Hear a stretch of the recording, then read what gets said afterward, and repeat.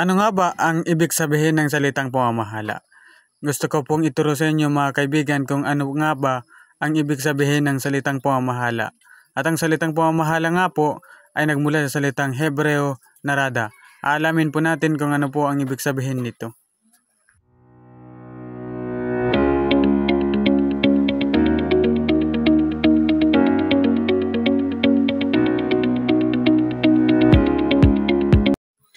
Pero kung bago ka pa lang sa aking YouTube channel, huwag mong kalimutang mag-subscribe para lahat ng mga i-upload ko sa YouTube ay ma-update ka. Maraming salamat po. Yun po ay malaking tulong na po sa amin mga kaibigan. Ngayon ipagpapatuloy po natin kung ano nga ba ang ibig sabihin ng salitang pamamahala.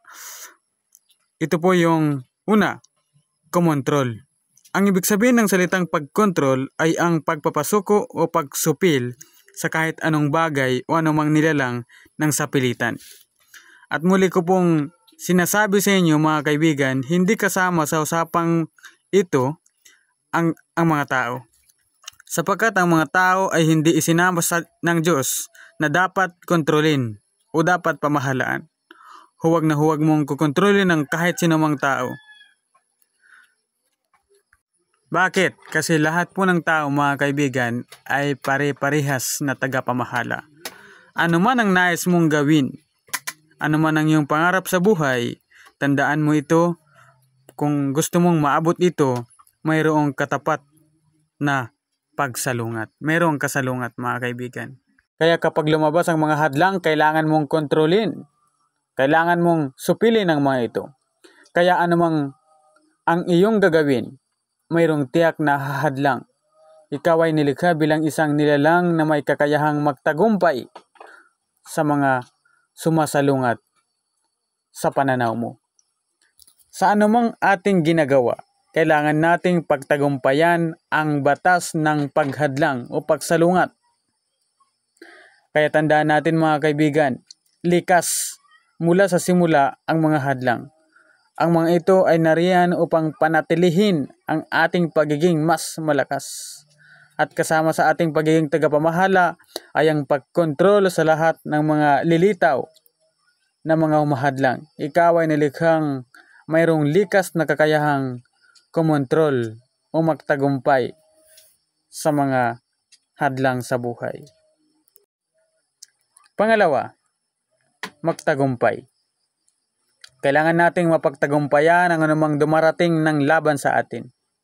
Kapag natukoy mo na ang pananaw mo o ang gawaing ipinapagawa sa iyo ng Diyos, hindi na kinakailangan pa ang mungkahi at pagsang-ayon ng ibang mga tao. Sa sandaling naging kaibigan at katuwang mo na ang Diyos, hindi mo na alalahanin pa ang anuman ang mga mungkahi ng ibang mga tao sa iyo. Kailangan nating pagtagumpayan ang mga ito mga kaibigan. Una, ang sanlibutan. Ang sanlibutan ito ay punong-puno ng pagkawasak. Napansin ko na ang mga tao sa iba't ibang panig ng daigdig ay walang ginagawa. Sila ay mga nakaupo sa harap ng telebisyon na nanonood ng mga naglalaro. Habang ang mga pinapanood nilang mga naglalaro ay kumikita ng maraming mga pera. Siya naman ay hindi makabili kahit isang mumurahing gamit lamang. Ano ang iyong kakayahan? Ano ang iyong pinaghusay? Ang plano ng kaaway ay wasakin ang buhay mo sa pamamagitan ng pagiging ignorante at pananatiling dukha. Panahon na mga kaibigan para gumising tayo. Pangalawa, dapat nating pagtagumpayan ang tukso. Ang tukso ay dumarating pero hindi iyan ang wakas. Lahat ng tao ay dinadaanan ng tukso. Kahit si Jesus mismo ay tinutukso o tinukso. At kahit ikaw ay natukso, nais kong malaman mo na hindi pa iyan ang katapusan ng lahat. Kailangan mong magpatuloy. Sunod, batas ng pagsalungat. Kailangan nating pagtagumpayan ang mga pagsalungat, mga sumasalungat sa atin.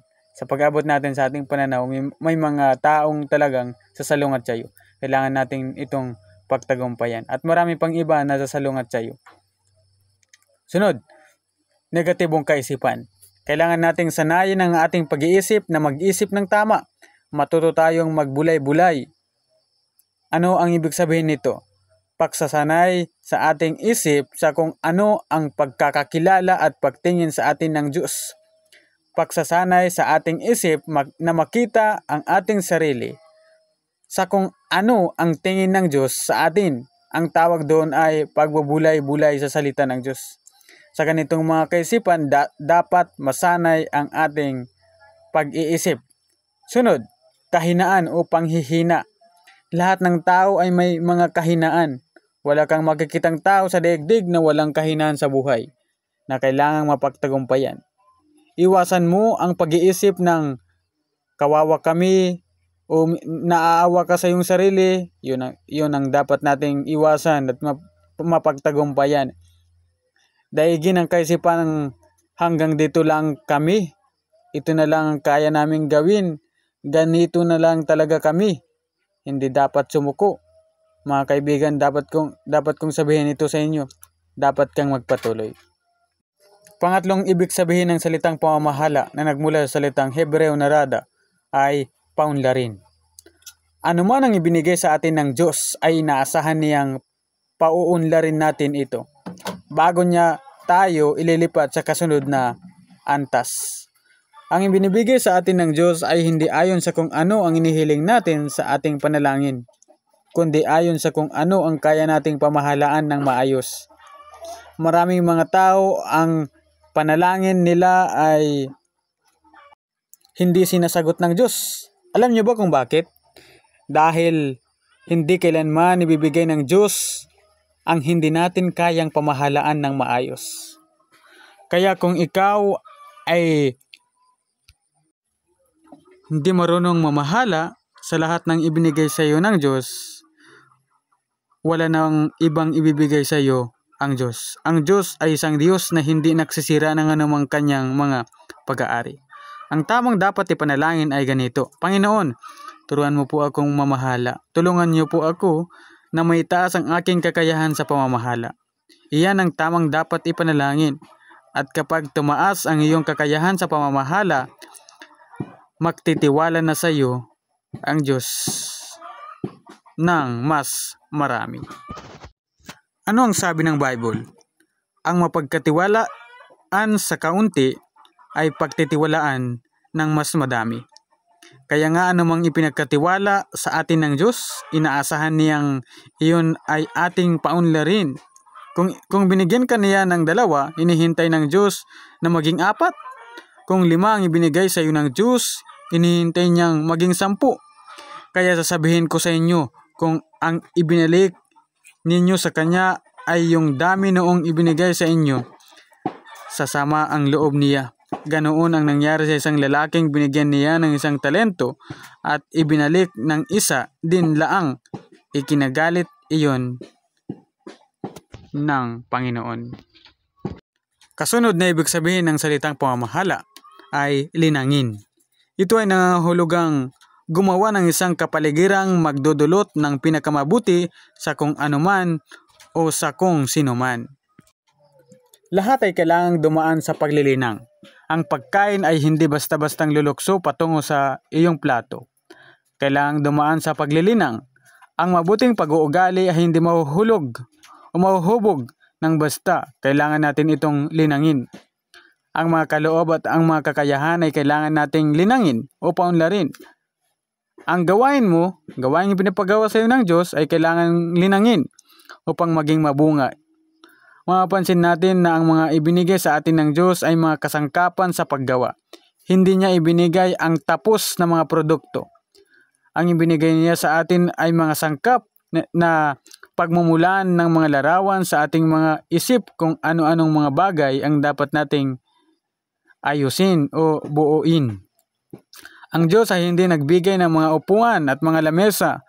Ang ibinigay ng Diyos ay ang puno na kinaroroonan ng mga lamesa at mga upuan.